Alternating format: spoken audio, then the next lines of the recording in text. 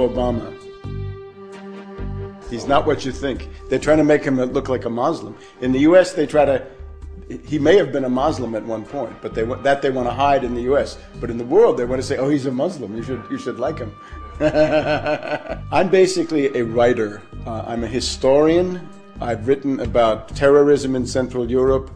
I've written about George Bush the Elder. My unauthorized biography of George Bush is, I think, a fairly well-known book on the internet. I've written about the world economic crisis, a book called Surviving the Cataclysm. I've done essays on history called Against Oligarchy, and then 9/11 Synthetic Terror Made in USA. And I have one book that's now out, Obama, the Postmodern Coup, The Making of a Manchurian Candidate. But I'm so alarmed by the phenomenon of Obama that I've written not one book this year, but two. There's a second book coming out, The Unauthorized Biography of Obama. In terms of U.S. politics, my task is basically to call people's attention to the most dangerous covert operation that's going on at any given time. From 2001 to 2007, that was the entire 9/11 myth and the attempt to start wars, the Afghan war, the Iraq war, and for a time the Iran war. Up until about the middle, say about July, August of 2007, that was a very real danger, so I focused on that. Now that danger is changing. It has radically shifted.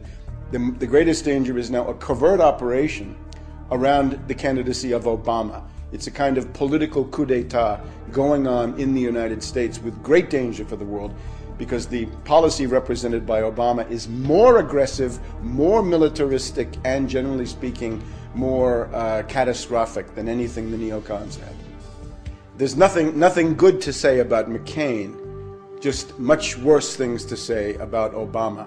Obama is a world tragedy in the making. This is a catastrophic situation if Obama becomes president. He is a puppet of the Trilateral Commission, and in particular of Zbigniew Brzezinski. And this is a clique of bankers. They ran the Carter administration. Many people today don't remember how disastrous the Carter administration was, but it was a very, very terrible time, economically as well as strategically. And now this same group has groomed another puppet, this time with more preparation, more indoctrination. So this is the moment where this clique of bankers decides to bring in a new face. And this time, not a right-winger, not a neocon, but a left-wing demagogue who promises hope and change, but actually represents policies that are qualitatively worse, qualitatively more destructive, and he can deliver Europe as pawns, as puppets, as expendable assets. Because the project of the next administration in the U.S., if it's Obama, is going to be not so much wars in the Middle East, but wars on a greater scale. Because Brzezinski says the center of power in the world is not Iran, it's Moscow and Beijing. And therefore, Brzezinski is determined to smash, essentially, Russia and China in the next period ahead in order to let the U.S.-British world domination go on for another 100 years. Now, that's the project. That's more ambitious than any neocon, and it's more adventurous, and it's more dangerous. So people in Europe had better wake up that silly romantic illusion they have about Obama is going to be suicidal for them if they don't understand this. There are right-wingers who don't know how to attack Obama. I would attack Obama in the way that I've just said. He is a puppet of finance capital of the worst possible circles, of David Rockefeller, George Soros, and this group. And their project is extreme austerity, savage reductions in the standard of living, and the basically immiseration and impoverishment of the United States. In terms of foreign policy, it is this plan to have a global showdown with Russia and China. So for that, they need left cover. Now, the right-wingers don't know how to attack this. So they basically try to argue either that Obama is a communist, which I think is not accurate because he's a servant of finance capital. How could he be a communist? Or that he's a Muslim because his middle name is Hussein.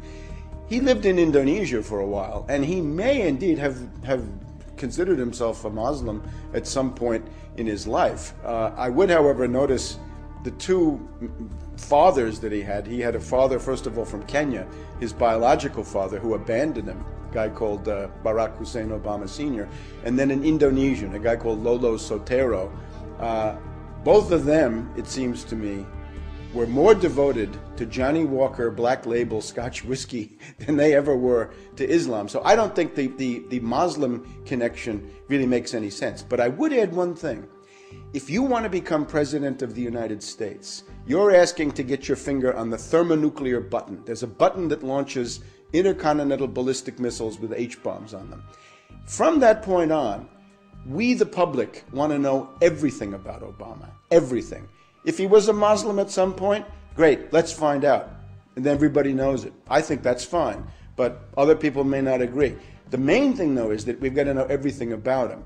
We've got to know, did he sign up for for selective service? Is he HIV positive? Does he have a criminal record? Is he bisexual? Does he smoke crack cocaine? These are all charges that have been made about him. The guy is a puppet of the worst circles of imperialism. In other words, he's interested in the same imperialist project carried out in a much more effective and clever way, although ultimately in a more insane way. Let's just take the case of Iran. The neocon looks at Iran and says, somebody like McCain, right? He says, we want to bomb Iran. Brzezinski says, you're crazy. You can't do that. You're too weak. You're too bankrupt. You're too isolated. You're too hated. You know what you do with Iran, says Brzezinski? He says, I don't want Iran at war with the United States. I want Iran at war with Russia. Let's turn Iran into a tool, into a puppet, and play Iran against Russia. And Brzezinski said, I show you how to do that. I played Afghanistan against the Soviets, and I destroyed the Soviets. So if we look at Syria, the neocon looks at Syria and says, let's attack Syria. Brzezinski says, you're crazy, don't do that. Make a deal with Syria. There's a very important Russian naval base in a place called Tartus on the Mediterranean. And Brzezinski has just been in Iran. He went for the Rand Corporation a couple of months ago. The goal would be to get the Russians out of Tartus and try to turn Syria, if possible, against the Russians. So instead of having Muslims as being the target, the Muslims become cannon fodder for the project against Russia and China. Let's take Chinese Turkestan. Right? There's a Muslim minority there, the Uyghurs. Right? What's Brzezinski's plan for them?